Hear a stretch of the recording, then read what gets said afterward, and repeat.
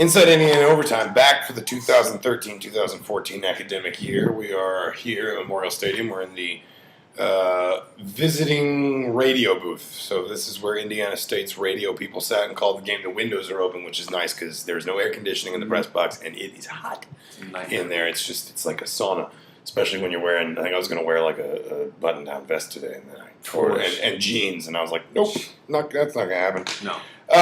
I mean, 73-35, it was like a basketball game. And really, and I feel like I start a lot of these by just sort of plugging what I would have said or will say in my column. But, what I said there was Indiana got everything out of this game it could have hoped to get. First of all, obviously it wins heavy.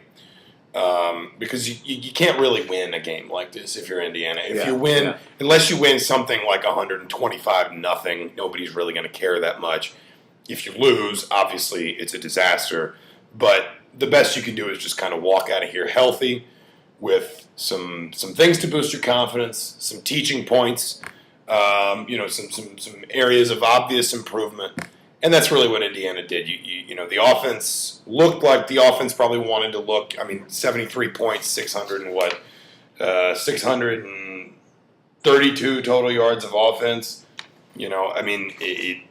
Very good on the ground, very good through the air. The whole quarterback rotation thing worked. They ripped off 38 straight points after Indiana State tied it at 7-7, and then after Indiana State sandwiched 3 touchdowns around halftime, they ripped off 28 more. So the offense looked like it wanted to look. Again, you get out of here healthy. You saw improvement on defense, at least in the sense of we heard we want some sacks, we want some. At least some pressure, maybe some turnovers. Yeah, they got those things. They got all of those. I think like 2 sacks. I think a couple turnovers. Yeah. They slowed down Shakir Bell. At least while he was in the game, to some extent, he finishes with 18 carries. 18 carries for 113 yards. So I guess maybe they didn't slow him down quite like I thought. And a lot of that was in that last run of his. That I think that's true. It was a 45-yard run, and then he separated his shoulder and was out for the rest of the game. But just in general, you never really felt like Indiana State's offense had a foothold. That weird 21-point stretch. But then you also, again, you do walk out of this game with some teaching points. There was some sloppiness. I think they had 6 penalties for 66 yards. Indiana turned the ball over a few times. Certainly lost focus there right around halftime and then a little bit at the end of the game. So you walk out of here with things you can teach, but you also walk out of here feeling like, fellas, we just put up 73 points. No matter the opposition, that's something to feel good about the start of the season. Yeah, certainly, and especially when because you had Roberson for that first quarter, and then he took a couple big hits, and one of them he got a bruise on his ribs, and so you had to kind of mix and match with Sudfeld and Coffin, which isn't necessarily a bad thing, and it's something that they were obviously planning on doing too. But it was good to see them be able to make that seamless transition that we saw to an extent last year, and have it still work this year. Sudfeld was phenomenal. 12-17, 219 yards, 4 touchdowns and an interception. Which was returned for a touchdown. Yeah, the interception was ugly. But other than that, there were a couple throws that Sudfeld made that were, that I think 44-yard touchdown to Nick Stoner was right on the money. First play of that particular drive, Yeah. And so, like you said, there are a lot of points that you really wanted to see. A lot of, because Sudfeld, is the guy with the arm, and he certainly showed that tonight. Trey is the guy with the legs, and he, to an extent, showed that. Obviously he didn't play too much because by the time he was cleared to come back into the game, it was already 42, 45, it wasn't 7. necessarily a precautionary thing so much as they just didn't need him, and so it was just like, why put him back out there? Yeah. If this had been Illinois and it was 21-20 in the fourth quarter, you probably see him again if the staff wants him, but it wasn't, so they didn't really care. Yeah, definitely. And Roberson said after the game that it's not really a big deal. He'll have treatment for it this week, but he said he'll, in all likelihood, be ready for that Navy game. And whether or not he'll start, who knows? They made the decision to start Roberson. Well, Wilson said that they made the decision to start Roberson earlier Thursday morning. So that's another. Maybe that's something that we'll just have to go week to week on. Not knowing who's going to. It's what they did last year. Yeah, with Kaufman and Sudfeld, they claimed that every week they didn't tell him who was starting until Saturday, and I mean, if you're gonna, if it is gonna be a 2-man tonight, we saw a 3-man rotation. You would think at some level. 4-man. Well, we saw a 3-man rotation, and then Nate Boudreau got some snaps at the end of the game. You would think it'd probably be Sudfeld and Roberson if they do pare it down, which I would imagine they probably will. Those two together today, 15 of 23 for 290 yards and 6 touchdowns. Sudfeld had the 1 interception, but what you really felt as much as anything else, and the running game was very good, largely Tevin Coleman, who had 14 for 169 and 2 scores, did not take a single negative play, which I think is he was hitting holes hard. He was running with his, we hear this a lot from the staff, but he was running with his pads low. And that resulted in maybe him creating some holes for himself, some space for himself. A little bit of kind of what Kevin Wilson and his staff talked about in the preseason. How do you turn a 2-yard gain into a 4-yard gain? So instead of 3rd and 6, it's 3rd and 4, or it's 3rd and 2. Because you've maybe popped an extra couple yards they weren't getting last year from the running game. It's not just the explosive plays, the big plays, and there were some of those tonight.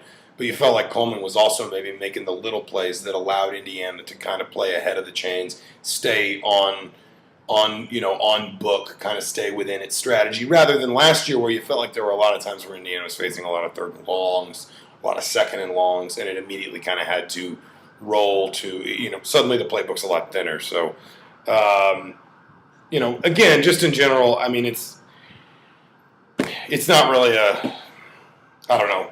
They beat this team by 7 points last year. Shakir Bell ran wild over him. Again, he was good tonight. He wasn't great. Then he got hurt. They really put it on Indiana State. That's kind of what you would expect. The defense did look better. I mean, Indiana State's quarterbacks together go 12 of 32. They threw for 3 touchdowns, 1 interception. Mike Parrish was also sacked 4 times. And that's something Indiana really, I mean, they struggled to get pressure last year against Indiana State. And I think this Indiana State team is actually supposed to be a little bit better along the offensive line. So, again, you just kind of hope largely to get out of games like this healthy, confident. And now Indiana's got 9 days to prepare for Navy, which, they've talked about since the preseason, since the beginning of the preseason. Wilson has talked about option offense. It gave Indiana some problems, but they also weren't that good against it. The other big talking point, I guess, get all choppy here, so if it's like that when we upload it, sorry. Shane Wynn, Wilson kind of, I don't want to put words in anybody's mouth. He kind of did take the high road after the game. He said he thought it was just a football play. And at some level, I mean, I don't think that kid started that play thinking, screw it, I'm just gonna light somebody up. But it certainly didn't look good. It was kind of we've heard a lot of concern or a lot of griping over, I don't know if griping is the right word, but just kind of a lot of questions raised about these targeting penalties that are coming in this year, which basically say you can't target anyone up against the head. That's what the shoulder pads, the helmet, the hands, nothing. You can't hit people around the head. You can't target a defenseless player. And obviously there are a lot of different criteria that are laid out with that, like a quarterback who's just thrown a pass, a running back who's being held up, whose forward momentum is stopped, obviously a receiver this was kind of the textbook. Most vulnerable person. Shane Wynn's looking up for and Jake Reed got kicked out earlier in the game for throwing a punch. It was pretty obvious he did. He deserved to be ejected. At the same time, and I say this as someone who may have done that once or twice in my life, playing offensive line, that happens down there. Like that, and I never got ejected for it, and I took a few myself. But the reality, and I'm not professing to be a good football player, but I am saying that I've thrown a punch or two in the scrum in my life. That just happens. There's a lot of hand checking and fighting going on there. There's a lot of just physical contact, and you get a little carried away, particularly probably your first game. This was different because at some level it was kind of premeditated. Yeah. And again, you talk about Jake Reed's just kind of throwing that punch on somebody while they're blocking each other. I think he was kind of down, and Reed just took a targeting the head. Yeah. Time to get out of the way, a conscious decision to lower the shoulder on a guy who's only about 5'6", and just blow through him. And again, it was just kind of textbook. And then you see the next drive is 3 plays, all of them passes to Kofi Hughes, who I don't think had a catch. He did not. He had 3 catches for 69 yards and a touchdown on that drive. He did not have a catch the rest of the game. So there was a level of sharpness from that point for Indiana. And I think that's probably something else good you take. It was interesting, actually. Both Darius Latham and Antonio Allen said post game that they were impressed or pleased with just how much their new program feels like a team already. Like they don't feel like there's any kind of barrier between upperclassmen and freshmen, or between different classes, or the guys that start and the guys that don't. They just feel like this team has gelled really quickly, and it's never really seemed to be, at least in the last probably year and a half, a team with a program with a lot of chemistry problems. But still, that's a good thing to hear. And I think when you have a moment like that, it did seem like Indiana was kind of ready. I don't want to say to brawl, but there were definitely players who immediately stepped up. Yeah. And protected win. I think that was a moth. Yeah. That was weird. Dive bombing me. It was weird. And then to come out with a drive like that right at the end, it is good for cohesiveness, probably a little bit. I feel like I haven't let you talk in a while. No, that's fine. And a lot of the players, I think, were really fired up about that. More so than the coaches, I assume. Just because, and of all people, it's Shane Wynn. It's the small guy who's the one of the real vocal parts of this offense. I think it might be this thing over here. I don't know. Yeah, it was a bug. It was big. It was weird. And yeah, I mean, Tevin Coleman said that guys were really heated on the sidelines and just wanted to get out there and just kind of score and just kind of show that you don't. That's not something you can get away with. And like you said, that's something that that I would want for my team. That I would want for. It sticks with you, just as a team. Yeah, where you're looking out for guys and you take out your energy in a, maybe you take out a little bit of your anger in a way that isn't violent, that isn't below the belt, that is, we're just going to pass it down your throat, we're going to, throw it up and try and stop us. And I think that was the perfect way to respond to it, and I think that, as much as anything, kind of sparked them a little bit in that second half to kind of, it's not like the game was ever in question or anything like that after a certain point, but there was that stretch where Indiana State scored 21 and they got within, I think, 17. And it was just that hit on win, just kind of that whole attitude change throughout the second half of, we're not going to let this get close. We're not going to, be like maybe some past Indiana teams where they're up big and kind of let teams back in it. And I think that was kind of an important thing to witness here tonight in a game that isn't really close, wasn't really that interesting up after a point. But that was certainly something interesting to take out of this and important, I think, about this. It suggested, obviously cohesiveness and all that. It also though suggested a level of discipline, which we've heard a lot in the last 2 years because this has been a very young program in the last 2 seasons. Maybe the youngest, if not the youngest, and certainly one of the youngest in the country. It suggests a level of sort of discipline and maturity that you don't come out immediately looking for revenge, because that is kind of your first instinct, no matter what the sport, really. You want to take someone's head off.